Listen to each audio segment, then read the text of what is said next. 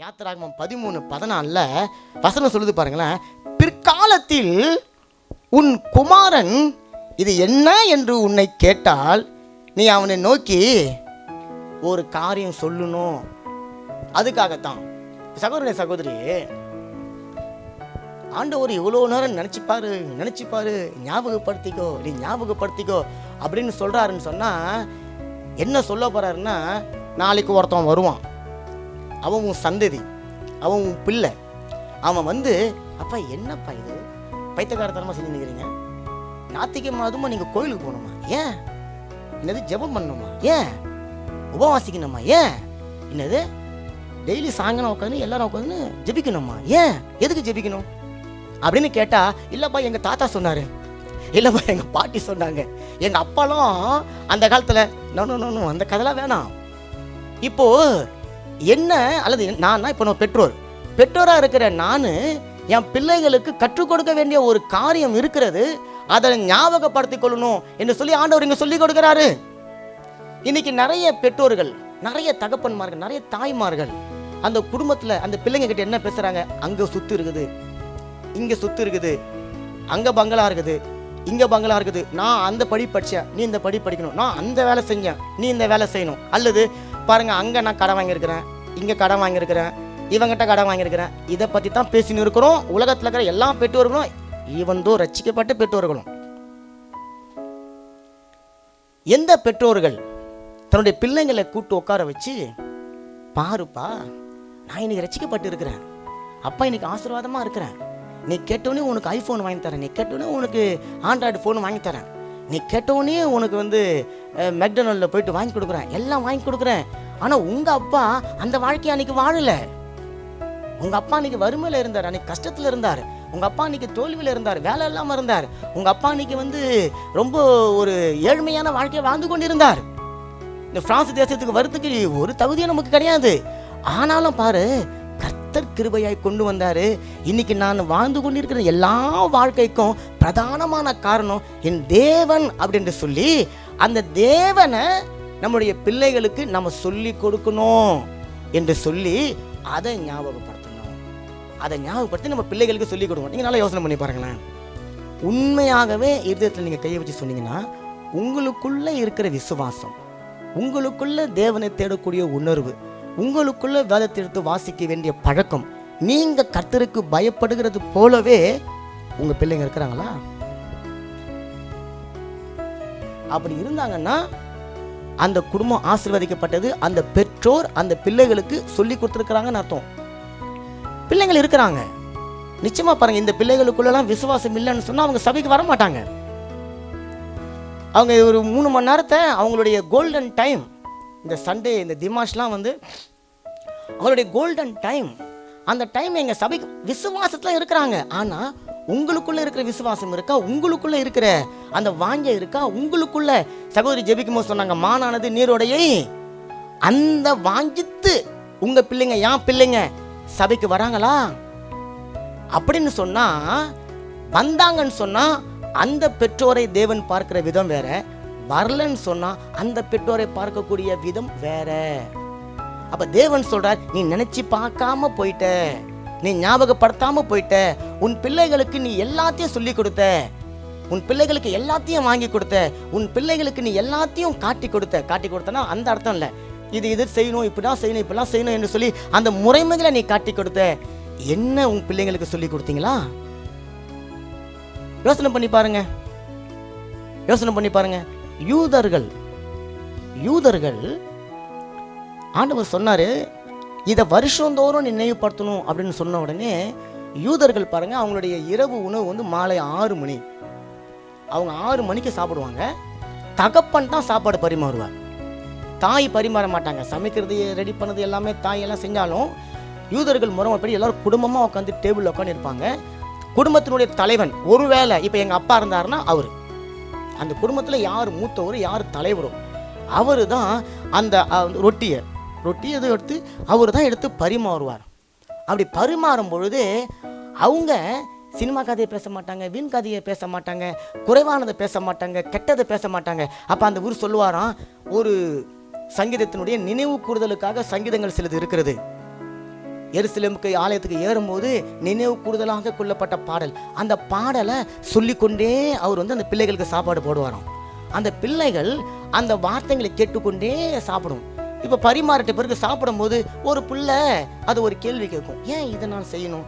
அப்போ அதை ஒரு சொல்லுவாராம், எகிப்து தேசத்தில் நம்மளுடைய முன்னோர்கள் அடிமைகளாக இருந்தாங்க, அவங்கள தேவன் மீட்டு கொண்டு வந்தாரு, அப்போ இதை செய்ய சொன்னாரு, நமக்காக கொடுக்கப்பட்டது தான் வேதம், சத்திய வேதமே நமக்காக கொடுக்கப்பட்டது தான், நாங்களாம் அதை ஃபாலோ பண்ணுறோம், நீங்களும் அதை ஃபாலோ பண்ணுங்க அப்படின்னு சொல்லி தங்களுடைய அடுத்த தலைமுறைக்கு அதை அவங்க ஞாபகப்படுத்தி சொல்லி கொடுக்கிற பழக்கம் இருக்கிறது. யூதருடைய அந்த பிள்ளைகளை சின்ன வயதிலேயே தோராவை படிக்க அனுப்பிச்சிடுவாங்க. இப்போ பாருங்க, தேவன் எத்தனை 1000 ஆண்டுகளுக்கு முன்னாடி சொன்னாருங்க. இப்போ 2000 வருஷம் ஆயிடுச்சு. அவங்க அடிமையாக இருந்தது எத்தனை வருஷங்க?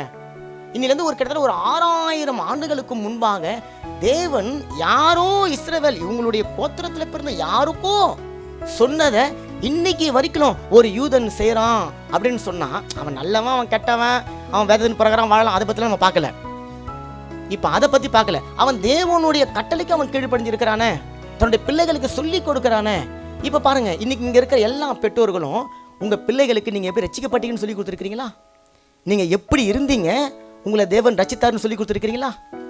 எந்த அம்மா அல்லது எந்த அப்பா நம்ம பிள்ளைங்களை கூப்பிட்டு உட்கார வச்சு டெய்லி அல்லது ஒரு குறிப்பிட்ட நாள் உட்கார வச்சு, பாருமா அப்பா பிறக்கும் போது இப்படி தான் இருந்தேன், இப்படி தான் வாழ்ந்தேன், இப்படி பாவத்தில் நான் இருந்தேன், ஆனால் பாருமா திடீர்னு ஒருத்தர் வந்தா, நான் சொன்னல சாட்சிகள், அந்த மாதிரி உங்களுடைய சாட்சிகள் உங்களை எல்லாருக்கும் மைக்கு கொடுத்து சொன்னால் உங்களுக்கு ஒரு சாட்சி இருக்கும் தானே? அதை உங்கள் பிள்ளைங்கிட்ட சொல்லி இருக்கிறீங்களா? அதை சொல்றது தாங்க இந்த நாள். ஏன்னா பாருங்களேன், உண்மையாகவே நம்ம யாரும் சோம்பேறிங்க இல்லை, எல்லாரும் பிஸியாக இருப்போம், எல்லாருக்கும் வேலை இருக்குது எல்லாருக்கும். ஏன்னா இங்கே வேலை செஞ்சால் தான் வாழ முடியும், சம்பளம் இருந்தால் தான் நம்ம அடுத்த மாதம் ஃபக்தீர்லாம் வரும், பில்லுங்க வரும், கட்ட போகிறோம், எல்லாம் வேலைக்கு போகிறோம், எல்லாம் சம்பாதிக்கிறோம். மற்ற நாளில் பிள்ளைங்களுக்கு எக்ஸாம் இருக்குது, படிப்பு இருக்குது, எல்லாமே இருக்குது. ஆனால் ஆண்டவர் சொல்கிறாரு, அந்த நாளை முன்குறித்து என்ன சொன்னார் பாருங்க, இங்கே வருஷந்தோறும் குறித்த காலத்தில். அப்போ ஒரு நாளை நீங்கள் தேர்ந்தெடுங்க. பாருங்க, இன்னைக்கு உங்கள் பிள்ளைங்களுடைய கையில் ஐஃபோன் இருக்குதுங்க. ஒரு ஃபோன் ஐஃபோன் நம்ம ஊர் காசுக்கு 1,30,000 ரூபா. 1,30,000 ரூபாய உங்க பிள்ளைங்க, நீங்க என் பிள்ளைங்க கேட்டோடனே வாங்கி கொடுத்துட்றோம். ஆனா அந்த 1,30,000 ரூபாயை சம்பாதிக்க நீங்க எவ்வளவு கஷ்டப்பட்டு இருக்கிறீங்க? அந்த 1,30,000 ரூபா பொருள் உள்ள ஒரு பணம் செலவாக்கக்கூடிய ஒரு பொருளை உங்க பிள்ளைங்களுக்கு வாங்கி கொடுப்பதற்கு நீங்க எத்தனை இரவுகள் கண் விழிச்சிருக்கிறீங்க, எத்தனை அதிகாலையில இருட்டோட இருந்து நீங்க வேலைக்கு ஓடி இருக்கிறீங்க, குளிர்லையும் பனிலையும் கஷ்டப்பட்டு நீங்க வேலைக்கு போயிருக்கிறீங்க, வயிற்ற கட்டி வாயை கட்டி நீங்க சேமித்து வச்சிருக்கிறீங்க என்பதை உங்க பிள்ளைங்களுக்கு சொல்லி இருக்கிறீங்களா? நம்ம சொல்லி இருக்கிறோமா? சரி, அப்படி வேலைக்கு போய் எத்தனோ பேர் வாங்கின சம்பளத்தை கூட வாயால் சாப்பிட முடியாம ஊறப்பட்ட வியாதியை வச்சுக்கின்னு சைஸ் ரொட்டியை சாப்பிட்டு வாழ்ந்து கொண்டு இருக்கிற காலத்தில் நம்ம நல்ல திருப்தியாக சாப்பிடும்படிக்கு தேவன் நமக்கு நல்ல ஒரு ஆரோக்கியத்தை கொடுத்துருக்கிறாரு. அது தேவனுடைய சுத்த கிருபை தான் அப்படி என்கிறத உங்கள் பிள்ளைகளுக்கு நீங்கள் சொல்லி கொடுத்துருக்கிறீங்களா? நான் சொல்லி கொடுத்துருக்கிறேனா? அப்போ ஆண்டவர் சொல்கிறாரு, அதை தான் நீங்கள் உங்கள் பிள்ளைங்களுக்கு சொல்லிக் கொடுக்கணும். காரணம், நாம் இன்னும் ஒரு குறிப்பிட்ட காலத்தில் இந்த பூமியை விட்டு போயிடுவோம். நம்மளுடைய டேர்ன் முடிஞ்சு போச்சுங்க. நம்முடைய அடுத்த சந்ததிகளுக்கு தேவனை நீங்க கடத்தி கொடுத்து விட்டு போகணும். அடுத்த சந்ததிகளுக்கு நீங்க ஒரு டிராஸ் வச்சுட்டு போகணும். அடுத்த சந்ததிகளுக்கு நீங்க ஒரு வழியை வச்சுட்டு போகணும். ஏன் தெரியுமா? இன்னைக்கு நீங்களும் நானும் உங்க பிள்ளைங்க கிட்ட எப்படி ரட்சிக்கப்பட்டோம் என்பதை நீங்க சொல்லாம போனீங்கன்னா, நீங்களும் நானும் நான் எந்த காலத்துல ஏழ்மையா இருந்தேன் இன்னைக்கு இப்படி இருக்கிறேன் என்பதை சொல்லாம போனா, பாருங்க, இங்க இருக்கிற எல்லாருமே பிரான்ஸுக்கு வந்தது ஒரு பெரிய ரெக்கார்டு பிரேக்குங்க. எல்லாருக்கும் ஒரு கதை இருக்கும். இந்த தம்பியை கூப்பிட்டு கேட்டீங்கன்னா அவருக்குள்ள இந்த பிரான்ஸுக்கு வரதுக்கு அவர் பட்ட கதையை வச்சு ஒரு 10 படமாவது எடுக்கலாம். அவ்வளோ வேதனைகளுக்கு முன்னாடி இந்த பிரான்ஸ் தேசத்தில் ஏதோ ஒன்றுமே நடக்காத ஒரு புள்ள மாதிரி உட்காந்துக்கிறாரு. நீங்களும் அப்படி தான் உட்காந்துருக்கிறீங்க. ஆனால் உங்கள் சந்ததிகளுக்கு இது தெரியுமா? இப்போ ஒரு புள்ள கேட்குது, நான் ஞாயிற்றுக்கிழமை ஏன்பா சபைக்கு வரணும்? உங்கள் புள்ள கேட்குது, என்ன பதில் வச்சிருக்கிறீங்க? நான் ஏன்பா பைபிள் வாசிக்கணும் டெய்லி? எனக்கு டெய்லி நிறைய படிக்கிறதுக்கே டைம் இல்லை, எனக்கு தேவார் பண்ணவே, எனக்கு ஹோம்ஒர்க் பண்ணவே டைம் இல்லை, நான் ஸ்கூலுக்கு போய் டயர்டாகிடுறேன், நான் டெய்லி பைபிள் வாசிக்கணுமா? ஏன் தான் வாசிக்கணும்? ஏன் அங்கே ஆலயத்தில் போய் உட்காந்து சாப்பிட்டு தூங்கி கொண்டு இருக்கிற நேரத்தில் தண்டத்துக்கு போய் உட்காந்து 3 மணி நேரம் உட்காந்து இருக்கிறீங்க? ஏதோ ஒரு 3 பாட்டு பாடுறாங்க, யாரோ ஒரு 1 ஹவர் பேசுறாரு, நான் அதை கேட்கணுமா அப்படின்னு உங்கள் பிள்ளைங்க கேட்டால் உங்ககிட்ட என்ன பதில் இருக்குது? ஏன்னு சொன்னீங்கன்னா, இப்போ பாருங்களேன், உங்கள் பிள்ளைகளுக்கு சாட்சி யாருங்க? உங்கள் பிள்ளைகளுக்கு அவங்க அப்பா அம்மா தான் சாட்சி. இப்போ அந்த அப்பா அம்மா அந்த பிள்ளைங்க பார்க்கும்போது எங்கள் அப்பா அல்லது எங்கள் அம்மா வேலைக்கு போகிறாங்க, ஓகே, எங்களுக்கு கேட்கறதெல்லாம் வாங்கி தராங்க, ஓகே, எங்களுக்கு நல்ல அப்பா அம்மா நல்லா சந்தோஷமாக வச்சுக்கிறாங்க, எங்களுக்கு கேட்கறதெல்லாம் வாங்கி தராங்க, ரொம்ப சந்தோஷம். இந்த நினைவுகளோடு அந்த பிள்ளை இருந்துச்சுன்னா நாளைக்கு அவங்க பிள்ளைங்களுக்கு என்ன சொல்லிக் கொடுப்பான்? அதான் சொல்லிக் கொடுப்பான். ஆனால் நீங்கள் பட்ட கஷ்டம், நீங்கள் பட்ட வேதனை, நீங்கள் பட்ட வருத்தம், நீங்கள் பட்ட அந்த ஒரு என் பிள்ளைங்க கூட நான் ஒரு பொருள் வாங்கி கொடுக்கும்போது இன்றைக்கி கூட நான் திட்டுவேன். அந்த ஃபோனை அவங்க இப்படி ஓரம் வச்சிட்டாங்கன்னா அவங்க அம்மா அந்த உடனே கூட்டு அதை ஃபோன் ஏன்னா நீ இன்னைக்கு வேலைக்கு போய் நீ வாங்கலாம் சம்பளம். ஆமாம், நீ இந்த ஃபோனை வந்து நினச்சின்னா அடுத்த மாதமாக வாங்கலாம். ஆனால் உங்கள் அப்பா கூட வாங்க முடியாது அந்த சம்பளத்தை. உங்கள் அப்பாவால் அந்த ஃபோனு வாங்க முடியாது, நீ உடச்சிடுவ.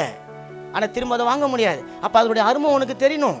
நாங்கள்லாம் 150 ரூபாய்க்கு எப்படி கஷ்டப்பட்டோம் என்பதெல்லாம் பிள்ளைங்களுக்கு சொல்லிக் கொடுக்கணும். ரட்சிக்கப்பட்டது எப்படி என்பதை பிள்ளைக்கு சொல்லிக் கொடுக்கணும். நான் வேதத்தை வாசித்தப்பட்டாலும் எனக்கு வேதம் மனமகிழ்ச்சியாக இருந்ததுமா, அதனால தான் எல்லா உபத்திரத்தின் நான் உயிராக இருக்கிறேன் என்பதை சொல்லிக் கொடுக்கணும், சொல்லி கொடுத்துருக்கணும். ஞாயிற்றுக்கிழமை ஏன் நீ ஆராதனைக்கு போற? ஏன் நீ சனிக்கிழமை நீ ஆராதில தேவனை?